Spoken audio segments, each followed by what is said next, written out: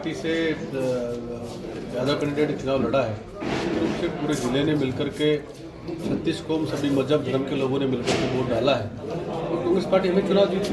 मुझे तो 100% ये लग रहा है कि हमारी पार्टी के नेता और नीतियां हैं, हमारी पार्टी के वर्कर हैं, उन सब लोगों ने मिलकर तय कर लिया कि अब इस बार कांग्रेस पार्टी को चुनाव जिताना है। डेफिनेटली हम लोग बड़े अंतर चुनाव जीतेंगे। एक ये सुप्रीम कोर्ट ने बहुत अच्छा एक आदेश दिया है बॉन्ड के बारे में, जो SBI बोल रही थी कि हम तो भाई जून में देंगे, उसने कहा नहीं चुनाव से पहले दो। तो ये कहीं न कहीं मुझे लगता है कि कोई मिलम सटी है बीजेपी की, इससे इसमें क्या कहना है आपका? मैं इस मामले में माननीय न्यायालय का धन्यवाद देना चाहता हूं कि उन्होंने फटकार लगाई और जल्दी वो सूचना सबको सार्वजनिक करी। ये इलेक्ट्रॉनिक बॉन्ड के माध्यम से देश के अंदर जिस प्रकार का भ्रष्टाचार इन लोगों ने किया है, जिस कंपनी की हैसियत 500 करोड़ रुपए की है और उससे 1200 करोड़ रुपए का ये इलेक्ट्रॉनिक बॉन्ड खरीद रहे हैं, तो ये बहुत बड़ा भ्रष्टाचार है। डरा धमका करके, और जैसे पुलवामा घटना घटी उसके तुरंत बाद पाकिस्तान से इन्होंने इलेक्ट्रॉनिक बॉन्ड लिया है, चाइना से इन्होंने इलेक्ट्रॉनिक बॉन्ड लिया है। तो ये तो बहुत बड़ा जो है क्राइम इस देश में ये लोग कर रहे हैं। लेकिन अब देश की जनता ने मन बना लिया है कि कांग्रेस पार्टी को सत्ता में बैठा करके इन सब चीज़ों को उजागर करने का वक्त आया है। ललित जी, एक चीज़ और जानना चाहेंगे कि जिन्होंने कांग्रेस पार्टी का दामन छोड़ा है उनके बारे में क्या कहना चाहेंगे? तो वो कांग्रेस पार्टी में थे, उनको पार्टी ने बहुत कुछ दिया और वो चले गए, तो कहीं तो कड़ी बिगाड़ रहे हैं उनकी, और चुनाव के बाद जूते देंगे उनके। तो इसलिए हमारे पास जो पार्टी में जो सम्मान है, जो हमारे पास यहाँ लोग काम कर रहे थे, दूसरी जगह सम्मान नहीं मिल सकता। अपने घर को छोड़ करके दूसरे घर में जाएंगे तो कभी सम्मान नहीं मिलता है। तो वो देखना चुनाव के बाद उनकी क्या हैसियत होती है। जैसा कि आप बार बार कह रहे हैं कि अलवर से जो बाहरी प्रत्याशी उसको भगाओ और अलवर बचाओ, क्या कहना चाहेंगे इसके बारे में? कोई तो मैं नहीं कह रहा, पूरी अलवर की लोकसभा की जनता कह रही है, मतदाता कह रहे हैं कि हमने जो वोट डालना है वो स्थानीय मुद्दे पे डालना है।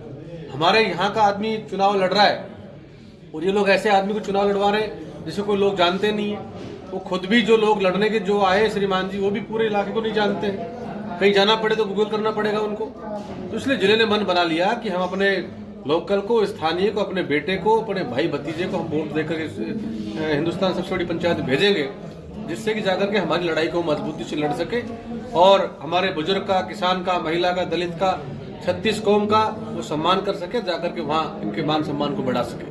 ये ललित तय किया हुआ। एक चीज और जानना चाहेंगे, आम जनता जानना चाहती है कि जिस तरह से बीजेपी गारंटी योजना निकाल रही है, आप क्या गारंटी दे रहे हैं? हम लोग भी गारंटी दे रहे हैं। महिलाओं को 1 लाख रुपए सालाना देने की हमने बात करी। ऐसी हमारी 5 गारंटियां हैं और कांग्रेस पार्टी ने जहां भी जो बात कही है, गारंटी दी है, उनको पूरा किया है। इन लोगों ने कहीं पूरा नहीं किया। ये लोग केवल भाषणवीर हैं, भाषण देते हैं, नौजवान को ठगते हैं। 14 के चुनाव में जब मोदी जी आए थे, बड़े बड़े भाषण दिए। उन्होंने कहा कि सौगंध मुझे इस मिट्टी की, मैं देश नहीं बिकने दूंगा, मैं देश नहीं झुकने दूंगा। और केवल इसी स्लोगन के ऊपर हिंदुस्तान का नौजवान एक मुस्त होकर के वोट डाल गया। आज उन ठगाई में आने वाले नहीं है।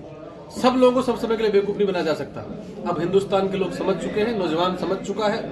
और विशेष रूप से हमारे अलवर में तो नौजवान पीढ़ी के लोग बहुत बढ़-चढ़ कर हिस्सा ले रहे हैं। उन्होंने तय कर लिया कि इस बार चुनाव को जिताना है। जैसा कि जब भी लोकसभा चुनाव आता है तो मोदी फैक्टर काम करता है, अब की बार क्या होने वाला है? मोदी फैक्टर नहीं है। अब की बार मोदी फैक्टर 10 साल काम कर लिया, लोगों को 10 साल बेवकूफ बना लिया। अब की बार वो कोई फैक्टर काम नहीं कर रहा। अब की बार नौजवान को रोजगार चाहिए, किसान को उसे किसानी का अच्छा भाव चाहिए, MSP चाहिए, महिला को, उसके बेरोजगार महिला को सम्मान चाहिए।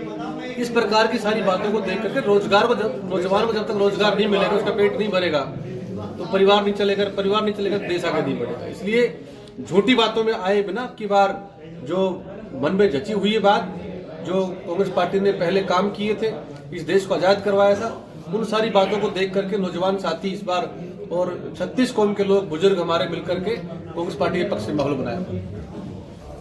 2024 का जो लोकसभा चुनाव, इसमें क्या एजेंडा है आपका? 2024 के चुनाव में हमने कहा, हमारे राहुल गांधी जी पूरे देश में भाषण दे रहे हैं।